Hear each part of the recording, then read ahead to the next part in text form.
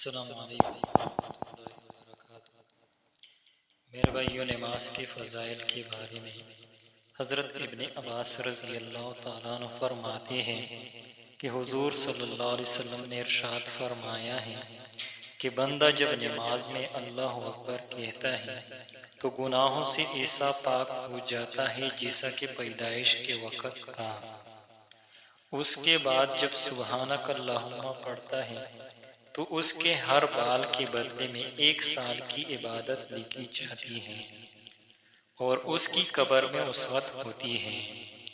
پھر جب اعوذ باللہ من الشیطان الرجیم پڑھتا ہے تو اس پر موت کی سختی آسان ہو جائے گی، اور اس کے بعد جب بسم اللہ الرحمن الرحیم نماز میں پڑھتے ہیں تو 4000 نیکیاں لکھی جاتی ہیں، 4000 گناہ معاف ہو کر 4000 مراتب بڑھتے ہیں۔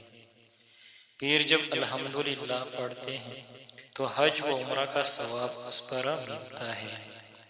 رکوع کرنے سے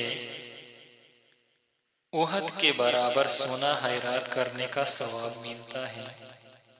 سبحان ربی العظیم پڑھنے سے نماز میں وہ اجر ملتا ہے جو خدا کی تمام نازل کردہ کتابوں کی تلاوت کرنے سے ملتا ہے۔